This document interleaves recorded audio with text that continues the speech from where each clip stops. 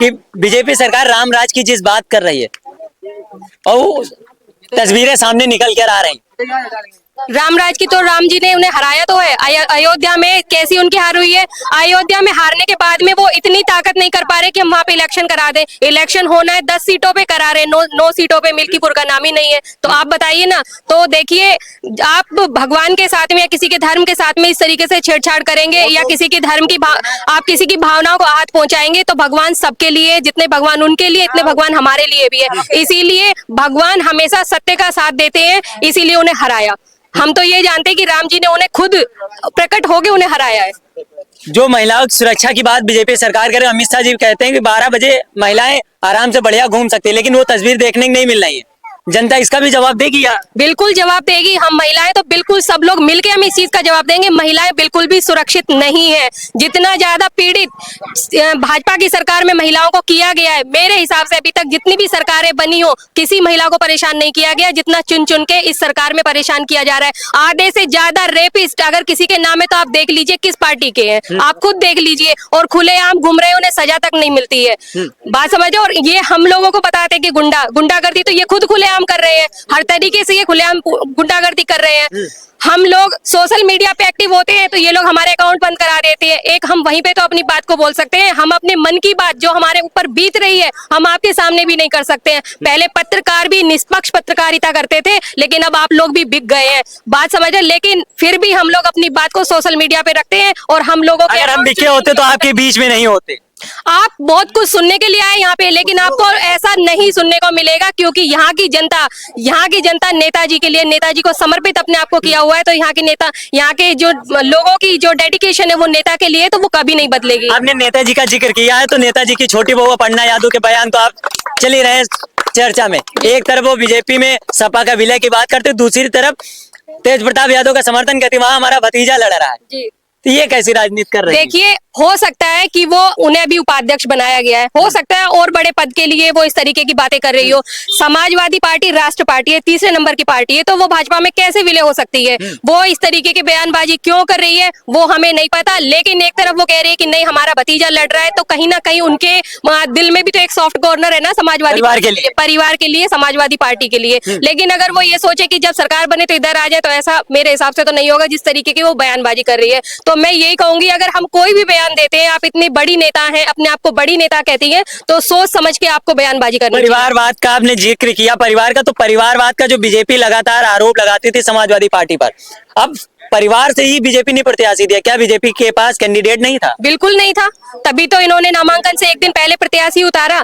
और फिर जब आप हर जगह वीक पॉइंट बना के हर जगह आप चलते थे परिवारवाद, तो फिर आपको और इतने सारे लोग हैं, क्या आपको कोई नजर ही नहीं आया? और सच बात तो आपका नाम भी प्रत्याशी में था कि ज्योति यादव का टिकट मिल सकता है, आपकी जगह फिर तेज प्रताप यादव का परिवार, तो ये भी देखिए, तेज प्रताप जी पूर्व सांसद रहे और मुझसे ज्यादा उन्हें राजनीति में ज्यादा उनको जो है एक्सपीरियंस है। तो अगर राष्ट्रीय अध्यक्ष जी का ये फैसला था, तो हम तो देखो ये जानते हैं कि जो फैसला हमारे राष्ट्रीय अध्यक्ष जी का होगा वो हमारा होगा। हम भाजपा की तरह नहीं है कि अगर उन्होंने हमें टिकट नहीं दी तो हम पार्टी छोड़ के चले जाएंगे, अगर हमें टिकट दे दी तो हम ये भी नहीं देखेंगे कि हमारे घर का है कि परिवार का है। तो ऐसा नहीं है। समाजवादी पार्टी एकजुट है, इसीलिए तो ये नारा लेके आए हैं, बटोगे तो कटोगे, जबकि इन्हें पता है पीडीए एक है, था और रहेगा। तो ऐसा कुछ भी नहीं होने वाला है। हम लोग जोड़ेंगे और जीतेंगे। करैल गढ़ मजबूत रहेगा। बिल्कुल गढ़ मजबूत, आप देख नहीं रहे हैं, आप खुद भी तो देख रहे हैं। गढ़ मजबूत है, मजबूत था और मजबूत ही रहेगा। यहाँ से अभी एक भाई साहब ने बोला था कि यहाँ से अगर कोई बच्चा भी चुनाव लड़ जाए तो वो भी जीत जाएगा। आंख बंद करके लोग साइकिल को वोट। प्रत्याशी इंपॉर्टेंट नहीं है, सिंबल इंपॉर्टेंट। सिंबल इंपॉर्टेंट है, क्योंकि सबकी भावनाएं नेताजी से जुड़ी है। ये पार्टी नेताजी की बनाई हुई पार्टी है और हम सब लोग नेताजी के बच्चे और नेताजी को ही हमेशा वोट करेंगे।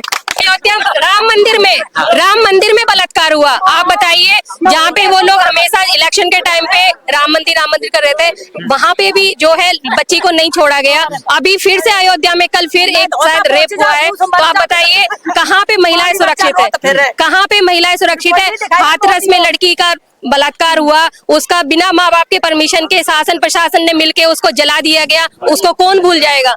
मणिपुर का कौन भूल जाएगा? जब वो किसी कहते हैं महिला सभी कांग्रेस और सपा वाले करवाते हैं, बीजेपी लगातार आरोप लगाती है। कांग्रेस करवाया कोई करवाए, हम ये जानते हैं केंद्र में आप बैठे हैं, हम लोग आपसे गुहार लगा रहे हैं। प्रधानमंत्री जी लगातार 3 बार से प्रधानमंत्री बन रहे हैं और वो भाजपा के हैं, तो आप बताइए हम किससे कहेंगे? उधर महिलाओं को जिस तरीके से दौड़ाया गया था ना, वो हर एक महिला की आंखें वीडियो नहीं देख पाई थी महिलाएं, तो वो मणिपुर का किस्सा हम कैसे भूल जाएंगे? हर आदमी भरा बैठा है, खासकर महिलाएं जानती है किस तरीके से वो अपने आप को और अपनी बच्चियों को, या 16 तक कहते हैं 18 साल एक उम्र होती है बिटियाओं की, बच्चियों की जब 12, 13, 14 साल होती है ना, तब भी टेंशन होने लगती है कि लड़की की हमें शादी करनी है। ये माहौल आ गया है। आपकी बात करता हूँ, क्या कह रही हैं आप? हम जो कह रहे हैं मोदी जी ने करेजा भद्दो इंसानों। हाँ हाँ तो फिर अब की वोट हैं?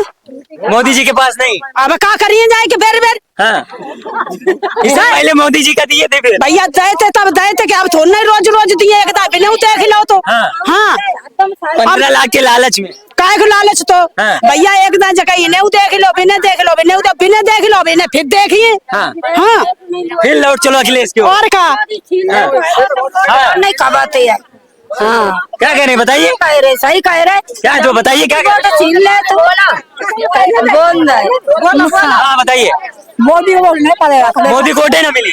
हाँ हाँ। कछु कोठा कोठा नहीं मान लो कोठा दाई लड़के साइकिल दाई पैसा दाई मुदाल से साइकिल दाई लड़के 25,000। बहुत सारे लोग बात कर रहे हैं, बुजुर्ग, महिलाएं और युवाओं की बात करें तो युवा सबसे ज्यादा परेशान है, क्योंकि 18 साल 20 साल पढ़ाई करने के बाद जब नौकरी नहीं मिलेगी वो करेगा क्या? क्योंकि जो आत्महत्या की भी आंकड़ों की बात करते हैं ना, युवा सबसे ज्यादा इस समय उत्तर प्रदेश में करा। डबल इंजन की सरकार है, विकास की बात कर रही, नौकरी की बात करे और किसान की बात करे, लेकिन जमीन पर कुछ और तस्वीरें देखने को मिलती है। जहां पर जाओ, जिससे बात करो, लगातार परेशानी, अपनी समस्या बताता है। और लेकिन सरकार बड़े बड़े मंचों पर वादे पे वादे पे वादे किए जाते हैं। अब क्या होगा, जनता जवाब चुनाव में देगी, क्योंकि उपचुनाव 9 सीटों पर होना था, डेट बदल गई है। अभी बयानबाजी भी जारी है, बटोगे कटोगे जुड़ेंगे जीतेंगे, और सरकार को हार का डर। पहले मिल्कीपुर चुनाव रोका गया, अब डेट बदल गई उपचुनाव की। अब क्या होगा, 20 तारीख को जब वोट होंगी और 23 तारीख को रिजल्ट आएगा, जनता किसका साथ देगी? क्या गढ़ मजबूत करैल का रहेगा या फिर बाकी और 9 सीटों पर है, वहां पर भाजपा का क्या रहेगा? और कितनी सीटें इंडिया गठबंधन जीत पाता और कितनी समाजवादी पार्टी के साथ और जो बीजेपी सरकार में वो जीत पाएगी, ये तो आने वाला समय बता देगा। और मिलेंगे, लोगों से बात करेंगे, जानेंगे क्या माहौल है करैल में, खासकर करैल की जनता से इस समय बात हो रही। मिलेंगे नए वीडियो में नए मुद्दे के साथ, तब तक के लिए जुड़े रहिए हमारे साथ।